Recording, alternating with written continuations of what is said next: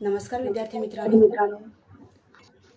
मित्रांनो, कोविड-19च्या या सद्यस्थितीत आपल्या शाळा बंद असल्या तरी आपले शिक्षण चालूच आहे आणि त्याच अनुषंगाने बृहन्मुंबई महानगरपालिका शिक्षण विभाग व्हर्च्युअल ट्रेनिंग सेंटरच्या माध्यमातून व्हिडिओ थ्रू आपण आज भेटणार आहोत। मी निलिमा कदम, आपली व्हर्च्युअल शिक्षिका। आजचा विषय आपण बघणार आहोत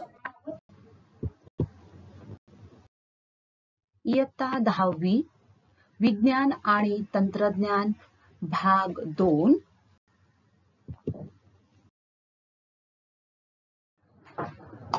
मागील भागामध्ये आपण अणुविद्युत ऊर्जा व नैसर्गिक वायूवर आधारित ऊर्जा निर्मिती केंद्रांविषयी माहिती घेतलेली आहे। थोडक्यात आपण रिकॉल करूया।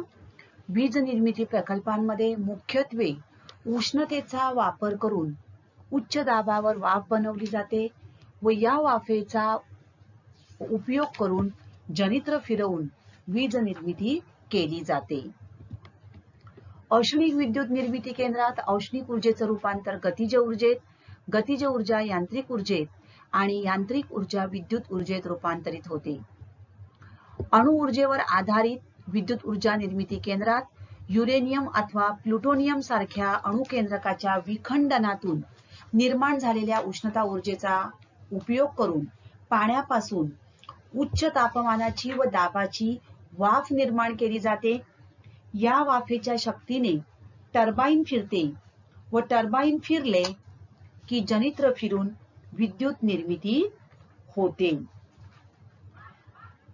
अणुविद्युत ऊर्जा निर्मिती केंद्रामध्ये ही अशा प्रकारे अणुविखंडनाची क्रिया केली जाते आणि यामध्ये अणुतील ऊर्जेचं रूपांतर औष्णिक ऊर्जेत, औष्णिक ऊर्जेचं रूपांतर गतिज ऊर्जेत, वाफेच्या गतिज ऊर्जेत, वाफेतील गतिज ऊर्जा टर्बाइनला मिळून टर्बाइनची पाती फिरतात आणि विद्युत ऊर्जेत रूपांतर होते। तर नैसर्गिक वायू ऊर्जेवर आधारित विद्युत केंद्रात नैसर्गिक वायूमधील रासायनिक ऊर्जेचं रूपांतर गतिज ऊर्जेत, त्या गतिज ऊर्जेने टर्बाइनची पाती फिरवली जातात, टर्बाइन मधील गतिज ऊर्जेचं रूपांतर विद्युत ऊर्जेत होते।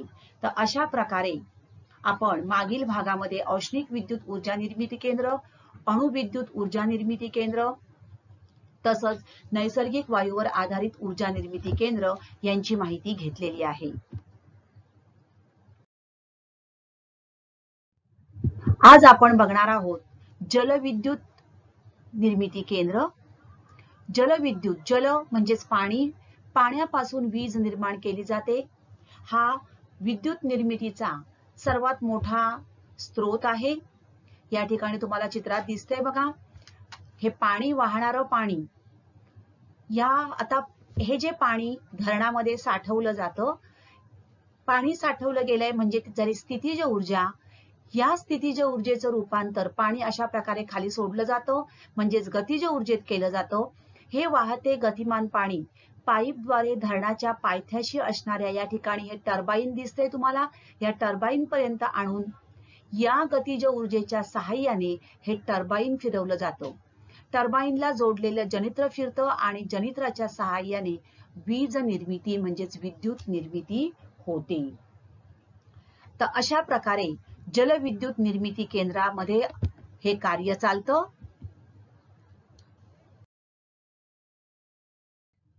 जलविद्युत केंद्रातील विविध टप्पे आपण बघणार आहोत। बघा, या ठिकाणी पाण्याचा स्थितीज ऊर्जा असलेला साठा, आता वाहत्या पाण्यातील जी ऊर्जा असते ही पाणी धरण बांधून अडवलं जातं. आता हे पाणी अडवलं म्हणजे पाण्याचं कोणती आहे ती स्थितीज ऊर्जा आहे. हा एक पारंपरिक ऊर्जा स्रोत आहे. तर हा स्थितीज ऊर्जा असलेला पाण्याचा साठा, ह्या पाण्याच्या साठ्याला काय केलं जातं तर वाहतं पाणी खाली सोडून त्याचं गतिज ऊर्जेत रूपांतर केलं जातं आणि हे गतिमान पाणी अशा प्रकारे टर्बाईनवर सोडून ते टर्बाईन पाण्यावर फिरलं जातं. त्यानंतर या टर्बाईनला जोडलेलं जनित्र जे आहे हे जनित्र फिरतं आणि विद्युत निर्मिती होते. तर अशा प्रकारे जलविद्युत केंद्रामध्ये हे टप्पे आढळतात आपल्याला. पाण्याचा स्थितीज ऊर्जा असलेला साठा, पाण्यावर चालणारे टर्बाईन, जनित्र आणि विद्युत ऊर्जा. आता यामध्ये विद्युत केंद्रामध्ये ऊर्जा रूपांतर कसं होतं बघा. तुम्हाला दिसतंय पाणी वाहत आहे. हे पाणी वाहतं पाणी कशावर पडत आहे टर्बाईनवर. त्यामुळे टर्बाईनची पाती फिरतात. मग या ठिकाणी पाण्याचा स्थितीज ऊर्जा असलेला साठा, हा साठा आहे एका ठिकाणी पाणी साठवलेलं आहे. हे पाणी जेव्हा अशा प्रकारे खाली सोडलं जातं हे बघा तेव्हा त्याचं गतिज ऊर्जेत रूपांतर होतं. म्हणजे वाहत्या पाण्यातील गतिज ऊर्जा, ही गतिज ऊर्जा टर्बाईनला मिळते. टर्बाईन मधील गतिज ऊर्जा आणि टर्बाईन मधली गतिज ऊर्जा जनित्रामध्ये विद्युत ऊर्जा निर्मितीसाठी उपयोगी पडते. म्हणजे ऊर्जा रूपांतर कसं होतं तर स्थितीज ऊर्जेचं रूपांतर वाहत्या पाण्यातील गतिज ऊर्जा, वाहत्या पाण्यातील गतिज ऊर्जा टर्बाईनला मिळते. टर्बाईन मधील गतिज ऊर्जा आणि या गतिज ऊर्जेचं रूपांतर विद्युत ऊर्जेत होतं. तर अशा प्रकारे जलविद्युत निर्मिती केंद्रामध्ये वीज निर्मिती केली जाते. आता ही जी जलविद्युत निर्मिती आहे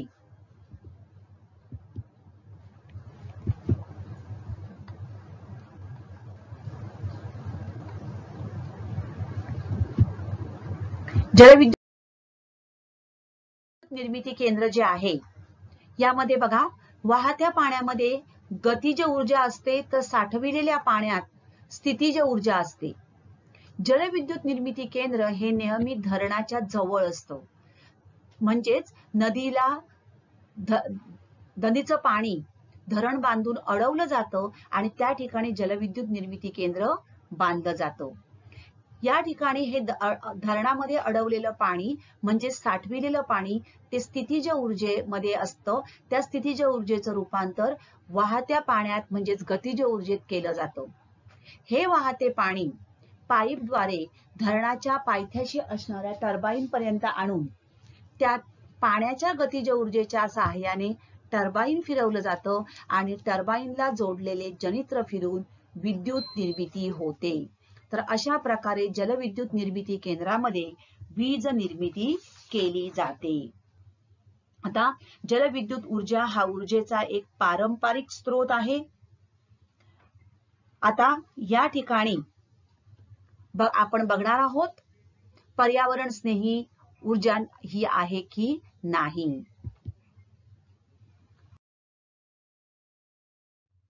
तुम्ही थोडासा विचार करा जलविद्युत निर्मिती ही पर्यावरण स्नेही असेल का की नाही. बघा जलविद्युत निर्मितीचे काही फायदे आहेत. जलविद्युत केंद्रात कुठल्याही प्रकारचे इंधनाचं ज्वलन होत नाही. काय होतं पाणी जे आहे पाण्याच्या सहाय्याने टर्बाईन फिरवलं जातं. वाहतं पाणी टर्बाईनवर फिरवून त्या गतिज ऊर्जेच्या सहाय्याने टर्बाईन फिरवलं जातं. त्यामुळे इंधनाचं ज्वलन होत नाही. त्यामुळे इंधन ज्वलनातून होणारे कोणतंही प्रदूषण या ठिकाणी होत नाही. म्हणजे हवा प्रदूषण होत नाही. दुसरं धरणामध्ये पुरेसा पाणीसाठा असल्यास पाहिजे तेव्हा वीज निर्मिती करणे शक्य होते. आणि वीज निर्मिती करताना धरणातून पाणी जरी वापरले गेले तरी पावसामुळे धरण पुन्हा पुन्हा भरते आणि त्यामुळे वीज निर्मिती अखंड करणे शक्य होते. आणि म्हणूनच निर्मिती ही एक पर्यावरण स्नेही विद्युत निर्मिती आहे.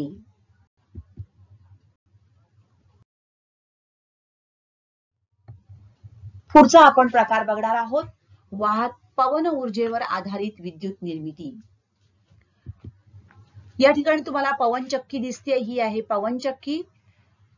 वाऱ्यामुळे गतीज ऊर्जेचं विद्युत ऊर्जेत रूपांतर करणारं यंत्र म्हणजेच पवनचक्की होय, विंड टर्बाईन. आता या पवन ऊर्जेपासून विद्युत निर्मिती कशी होते बघा. पवन चक्कीच्या सहाय्याने म्हणजे विंड टर्बाईन पासून विद्युत निर्मिती केली जाते. यासाठी विशिष्ट वेगाने वाहणारे वारे आवश्यक असतात. तर विशिष्ट वेगाने वाहणारा वारा जो आहे, या वाऱ्यामध्ये असलेली गतीज ऊर्जा त्याचा वापर करून विद्युत निर्मिती केली जाते. तर विशिष्ट वेगाने वाहणारा वारा जेव्हा मोठी पाती असलेली फिरणारी मोठी पाती असलेली जी टर्बाईन आहेत त्या टर्बाईनवर आदळला जातो. हवा आदळली जाते, त्यामुळे ती पाती फिरतात. पाती फिरल्यानंतर त्या टर्बाईनला जोडलेले जे जनित्र आहे त्या जनित्र फिरतं आणि जनित्र फिरल्यानंतर विद्युत निर्मिती होते. तर वाहत्या वाऱ्यातील गतीज ऊर्जेचे विद्युत ऊर्जेत रूपांतर करणारे यंत्र म्हणजे पवनचक्की होय. या ठिकाणी टर्बाईनच्या पात्यावर वाहती हवा आदळल्यावर ती पाती फिरतात आणि त्याच्या सहाय्याने जनित्र फिरून विद्युत ऊर्जा निर्माण होते.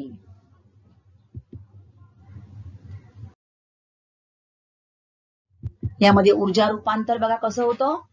तर वाहत्या वाऱ्यातील गतीज ऊर्जा आहे, या गतीज ऊर्जेचं रूपांतर टर्बाईन मधील गतीज ऊर्जेत केलं जातं आणि टर्बाईनच्या गतीज ऊर्जेमधून जनित्र फिरल्यामुळे विद्युत ऊर्जेत रूपांतर होते. आता ही जी पवन ऊर्जेवर आधारित विद्युत निर्मिती केंद्र आहे, या ठिकाणी सुद्धा एक स्वच्छ हा असा पर्यावरण स्नेही ऊर्जा स्रोत आहे. कारण या ठिकाणी सुद्धा कोणत्याही प्रकारचं इंधन वापरलं जात नाही, त्यामुळे हवेचं प्रदूषण होत नाही.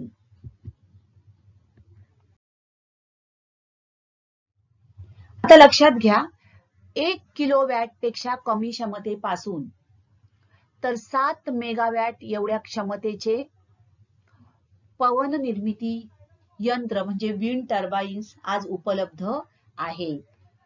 ज्या ठिकाणी पवन ऊर्जेपासून विद्युत ऊर्जा निर्माण करायची आहे त्या ठिकाणी काही महत्त्वाच्या गोष्टी लक्षात ठेवाव्या लागतात. एक म्हणजे त्या ठिकाणी उपलब्ध असलेल्या हवेच्या वेगानुसार विशिष्ट क्षमतेची यंत्र बसवण्यात यावी लागतात. म्हणजेच तिकडे असणाऱ्या हवेचा वेग लक्षात घ्यावा लागतो. आणि दुसरं महत्त्वाचं म्हणजेच तेथील भौगोलिक परिस्थितीचा अभ्यास करावा लागतो. भौगोलिक परिस्थिती कशी आहे, वाऱ्यांचा वेग कमी जास्त होणार आहे का, वाऱ्याचा वेग त्या वेगानुसार कशा प्रकारची कोणत्या क्षमतेची आपल्याला यंत्र उपलब्ध बसवावी लागतील, या सगळ्याचा विचार करावा लागतो. आता पवन ऊर्जा हा एक मी सांगितलं स्वच्छ पर्यावरण स्नेही ऊर्जा स्रोत आहे, परंतु अजूनही याचा उपयोग मर्यादित प्रमाणात केला जात आहे आणि म्हणूनच पवन ऊर्जेपासून कोणतंही हवे प्रदूषण होत नाही. त्यामुळे मोठ्या प्रमाणावर या ऊर्जेचा उपयोग करणं आवश्यक आहे. आणि एक महत्त्वाचं म्हणजे सागर किनारी हवेचा वेग जास्त असल्याने तो परिसर पवन ऊर्जेपासून विद्युत ऊर्जा निर्मिती करण्यासाठी योग्य असतो आणि त्यामुळे सागर किनारी मोठ्या प्रमाणावर आपण पवन ऊर्जेचा उपयोग करून विद्युत निर्मिती करू शकतो.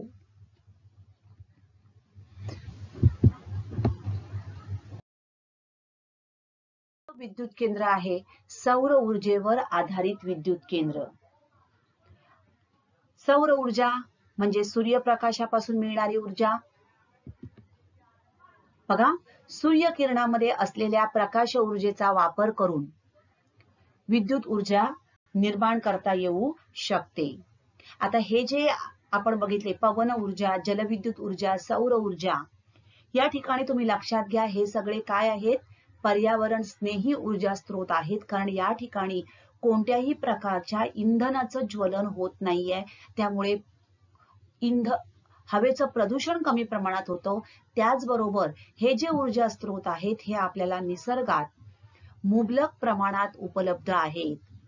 त्याचे साठे असे नाही आहेत आपण त्याचा वापर कसा करतो यावर सगळं अवलंबून आहे.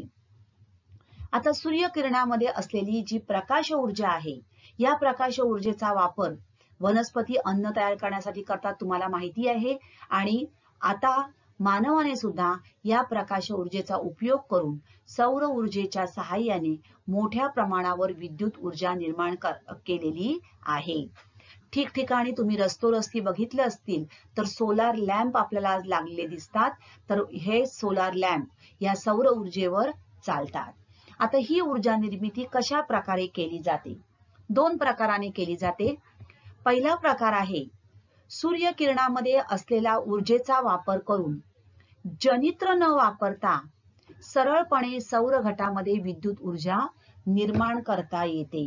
बघा, आतापर्यंत आपण बघितलं की प्रत्येक वेळेला काय केलं गेलेलं आहे, ती जनित्र वापरलेलं आहे आणि हे जनित्र फिरवण्यासाठी टर्बाईन वापरलेलं. ही टर्बाईन फिरवण्यासाठी जो ऊर्जा स्रोत लागतो त्यानुसार आपण बघितलं की विद्युत निर्मिती केंद्राचे वेगवेगळे प्रकार. पण सौर ऊर्जेवर आधारित जे विद्युत केंद्र आहे यामध्ये जनित्र वापरलं जात नाही. लक्षात घ्या. वाहतं पाणी, तसंच म्हणजे जलविद्युत, पवन ऊर्जा यामध्ये सुद्धा काय वापरलेलं होतं? टर्बाईनचा वापर केलेला आहे, जनित्राचा वापर केलेला आहे आणि त्याच्या सहाय्याने विद्युत निर्मिती केलेली आहे. परंतु सौर ऊर्जेवर आधारित विद्युत केंद्रामध्ये काय केलं जातं, तर जनित्र न वापरता सरळपणे सौर घटामध्ये विद्युत ऊर्जा निर्माण करता येऊ शकते. आता हे कसं केलं जातं, म्हणजेच विद्युत चुंबकीय प्रवर्तन या तत्वाचा उपयोग न करता सुद्धा सौर घटामध्ये हे करणं शक्य होतं. तर सौर विद्युत घट हे सूर्यकिरणातील प्रकाश ऊर्जेचे सरळपणे विद्युत ऊर्जेत रूपांतर करतात. आणि दुसरा प्रकार आहे सूर्यकिरणातील प्रकाश ऊर्जेचं रूपांतर औष्णिक ऊर्जेत करून त्याद्वारे टर्बाईनच्या सहाय्याने जनित्र फिरवून विद्युत ऊर्जेची निर्मिती करता येऊ शकते. आता आपण दोन्ही प्रकार बघूया. पहिला आहे सौर विद्युत घट. बघा, सौर विद्युत घट म्हणजेच फोटोव्होल्टाइक सेल्स.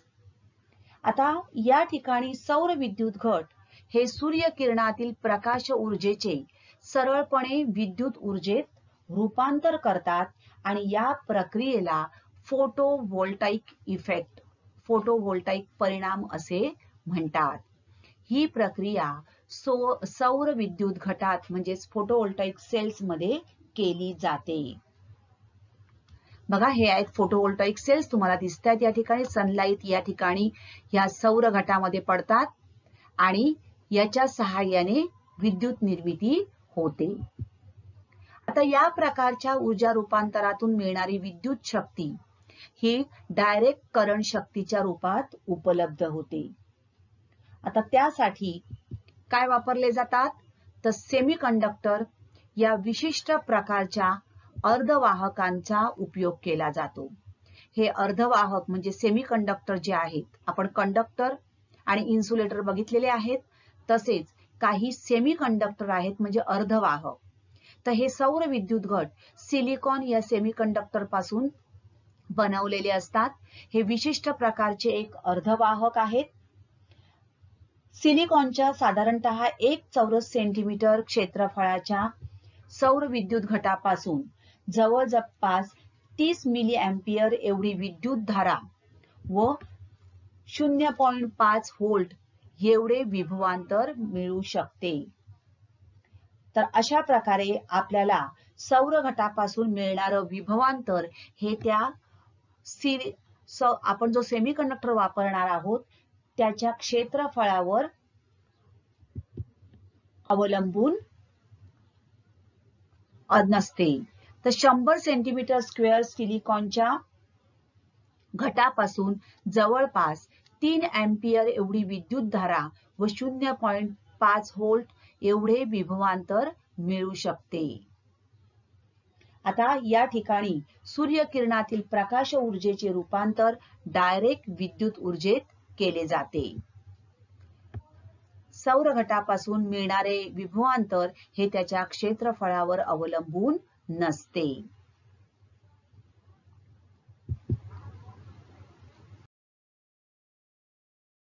बघा, या ठिकाणी सौर घटाद्वारे निर्मित विद्युत ऊर्जा इन्व्हर्टर मार्फत एसी शक्तीत रूपांतरित केली जाते.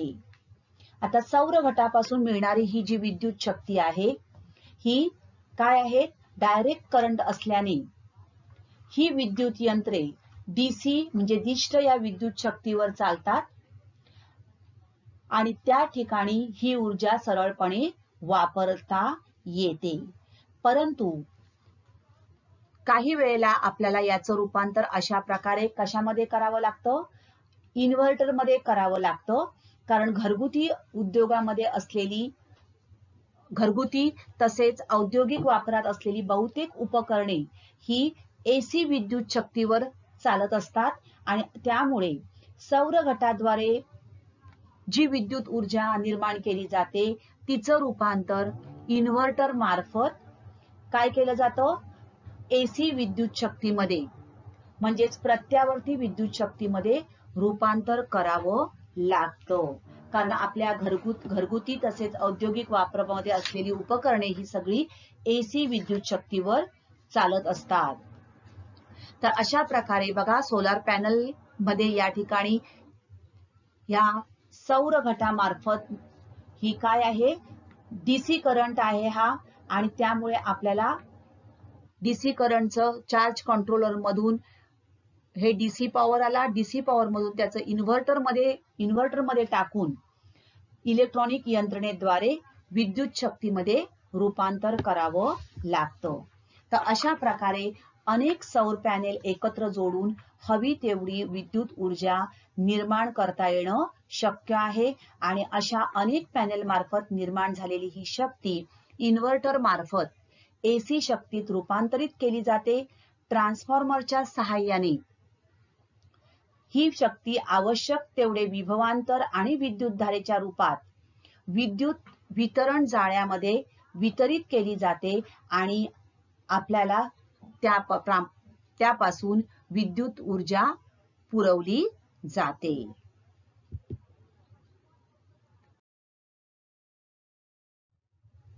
दुसरा प्रकार आहे सौर औष्णिक विद्युत केंद्र.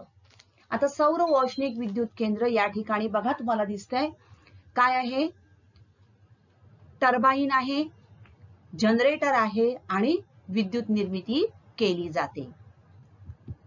आता या ठिकाणी सूर्यकिरण जे आहे या सूर्यकिरणाचाच प्रकाश ऊर्जेचा उपयोग केला जातो. पण हे सूर्यकिरण परावर्तित करणारे हे अनेक परावर्तक म्हणजे आरसे वापरले जातात. हे बघा, हे सूर्यकिरण या आरशांवर पडतात, मिरर परावर्तित. आता हे सूर्यकिरण एकत्रित करण्यासाठी हे परावर्तक बसवले जातात. एकत्रित झालेले हे सूर्यकिरण आहेत. हे सूर्यकिरण एका शोषकावर टाकून ती सूर्यकिरणांमधील असलेली ऊर्जा काय केली जाते, केंद्रित केली जाते. या ठिकाणी बघा,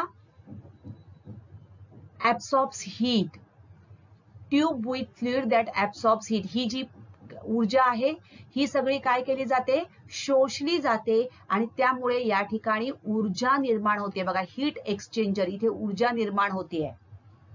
ही ऊर्जा निर्माण झाल्यानंतर काय होतं बघा, या उष्णतेच्या सहाय्याने पाण्याचं रूपांतर वाफेत होतं. इथे दिसते तुम्हाला स्टीम. हीट एक्सचेंजर हे पाणी आहे.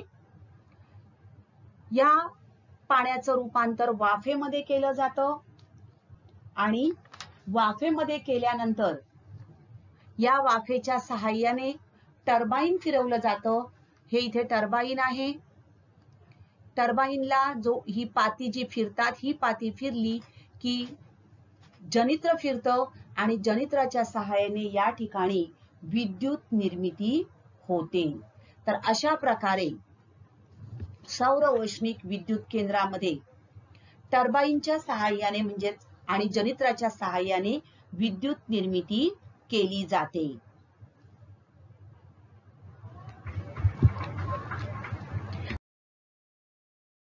आता सौर औष्णिक विद्युत केंद्रातील हे विविध टप्पे आहेत बघा. या ठिकाणी सूर्य किरण परावर्तित करणारे हे अनेक परावर्तक आहेत. हे परावर्तक मनोऱ्यावरील एका शोषकामध्ये, हे बघा हे शोषक आहेत, या शोषकामध्ये केंद्रित केले जातात. या ठिकाणी ऊर्जा निर्माण होते, या उष्णता ऊर्जा निर्माण होते. या उष्णतेच्या सहाय्याने पाणी जे आहे बघा हॉट टँक, पाणी तापवलं जातं, पाण्याचं रूपांतर वाफेत केलं जातं आणि वाफेच्या सहाय्याने हे टर्बाईन फिरवलं जातं. टर्बाईनची पाती फिरली की टर्बाईनला जोडलेलं जनित्र फिरतं आणि जनित्र फिरल्यानंतर विद्युत निर्मिती होऊ शकते. तर अशा प्रकारे सौर औष्णिक विद्युत निर्मिती केंद्रामध्ये जनित्राच्या सहाय्याने विद्युत निर्मिती केली जाते. आता या ठिकाणी टर्बाईन आणि जनित्र याचा वापर केला जातो सौर औष्णिक विद्युत निर्मिती केंद्रात. आणि लक्षात ठेवा, सौर घटामध्ये जे विद्युत निर्मिती केली जाते सौर पॅनेल मध्ये, त्यामध्ये काय केलं जातं तर सौर ऊर्जेवर आधारित जनित्र न वापरता सौर घटामध्ये डायरेक्ट विद्युत ऊर्जा निर्माण केली जाते. प्रकाश ऊर्जेचं रूपांतर थेट विद्युत ऊर्जेत त्या ठिकाणी केलं जातं.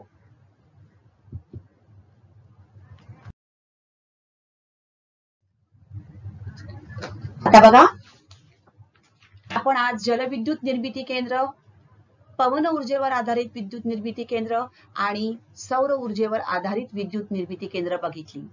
आता ही तिन्ही विद्युत निर्मिती केंद्र आपण जर बघितली तर या ठिकाणी कोणत्याही प्रकारच्या इंधनाचा वापर होत नाहीत आणि त्यामुळेच ही पर्यावरण स्नेही विद्युत निर्मिती केंद्र आहेत. आता या ठिकाणी तुम्हाला प्रश्न दिलाय, जलविद्युत निर्मिती केंद्रे ही पर्यावरण स्नेही आहेत किंवा नाही याविषयी तुमचे मत स्पष्ट करा. बघा, जलविद्युत निर्मितीचे काही फायदे आहेत तर काही समस्या देखील आहेत. आता काय फायदे आणि समस्या आहेत बघूया आपण. एक म्हणजे जलविद्युत निर्मिती केंद्रात कुठल्याही प्रकारच्या इंधनाचं ज्वलन होत नसल्याने इंधन ज्वलनातून होणारे हवेचे प्रदूषण होत नाही. दुसरं, वीज निर्मिती अखंडपणे करणे शक्य होते कारण धरणात पुन्हा पुन्हा पावसामुळे पाणी भरले जाते आणि त्यामुळे जलविद्युत निर्मिती ही पर्यावरण स्नेही असे वाटते. पण आता याच्या समस्या काय आहेत बघूया आपण.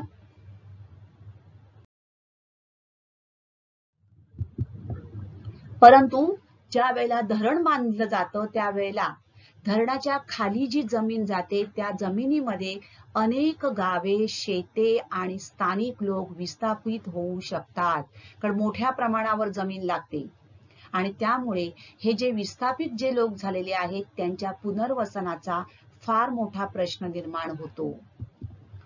मोठ्या प्रमाणात सुपीक जमीन, जंगले पाण्याखाली येऊ शकतात आणि त्यामुळे जैवविविधतेला धोका पोहोचण्याची शक्यता असते.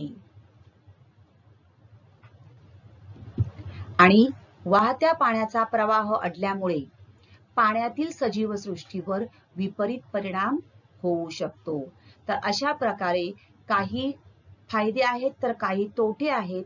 परंतु इतर विद्युत निर्मिती केंद्राच्या मानाने जलविद्युत ही अधिक पर्यावरण स्नेही आहे. ओके. पाण्याच्या आणखीन एक, पाण्याच्या दाबाखाली भूकंपाची शक्यता सुद्धा वाढते आणि म्हणून धरणाजवळ असलेली जी काही क्षेत्र आहेत त्या ठिकाणी वारंवार भूकंपाचे धक्के बसतात.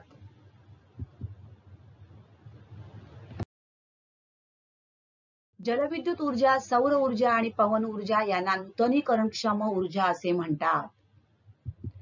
बघा, जलविद्युत ही वाहत्या पाण्याने निर्माण केली जाते, सौर ऊर्जा सूर्यप्रकाशाच्या सहाय्याने निर्माण केली जाते, तर पवन ऊर्जा ही वाऱ्याच्या मदतीने निर्माण केली जाते. आता हे ऊर्जा स्रोत म्हणजे जलसाठा, सूर्यप्रकाश आणि वारा हे शाश्वत आहेत, म्हणजेच कधीही न संपणारे असल्यामुळे परत परत ही ऊर्जा आपल्याला मिळवता येणं शक्य आहे आणि म्हणूनच या ऊर्जा स्रोतांना नूतनीकरणक्षम ऊर्जा स्रोत असे म्हणतात. आणि या उलट खनिज तेल, कोळसा यांचे साठे मर्यादित असल्यामुळे काही काळानंतर ते संपुष्टात येतील. त्यांच्यामुळे पर्यावरणाचं प्रदूषणही होतं. हे साठे आपल्याला परत मिळवता येण्यासाठी लाखो वर्ष लागतात आणि म्हणून जलविद्युत, सौर ऊर्जा आणि पवन ऊर्जा हे नूतनीकरणक्षम ऊर्जा स्रोत आहेत.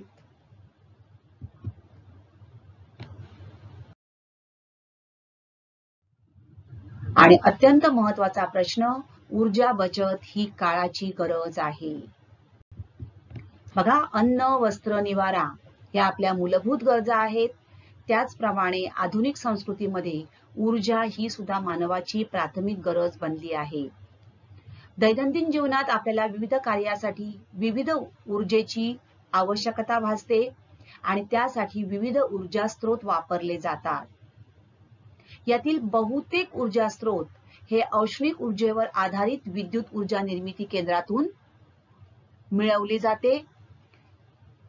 यासाठी औष्णिक ऊर्जा विद्युत निर्मिती केंद्रामध्ये निरनिराळ्या इंधनांचा वापर केला जातो.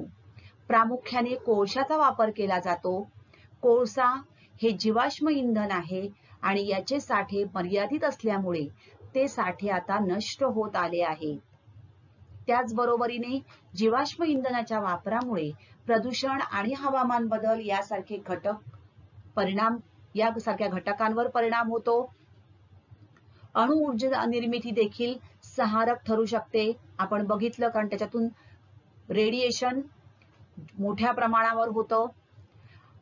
आणि हरित ऊर्जेच्या दिशेने म्हणजेच जलविद्युत, पवन ऊर्जा आणि सौर ऊर्जा या ऊर्जेच्या दिशेने नव्या संशोधनाने क्रांती आज केलेली असली तरी अफाट लोकसंख्येच्या गरजेसाठी ऊर्जा पुरी पडत नाही. आणि म्हणून प्रत्येकाने जाणीवपूर्वक काटकसरीने ऊर्जेचा वापर करणे आवश्यक आहे. फक्त आपल्यासाठी नाही तर आपल्या भविष्यासाठी, भावी काळासाठी या ऊर्जा वाचवून ठेवणे, ही ऊर्जा वाचवणं, त्यांना सुद्धा या ऊर्जेचा उपयोग करणं शक्य झालं पाहिजे. आणि म्हणून ऊर्जा बचत ही काळाची गरज आहे. तर अशा प्रकारे हरित ऊर्जेच्या दिशेने आज आपण जात असलो तरी सुद्धा ऊर्जा बचत हे सुद्धा ही आपली काय असली पाहिजे, एक महत्वाची स्टेप असली पाहिजे. प्रत्येकाने त्या दृष्टीने पावलं टाकली पाहिजेत.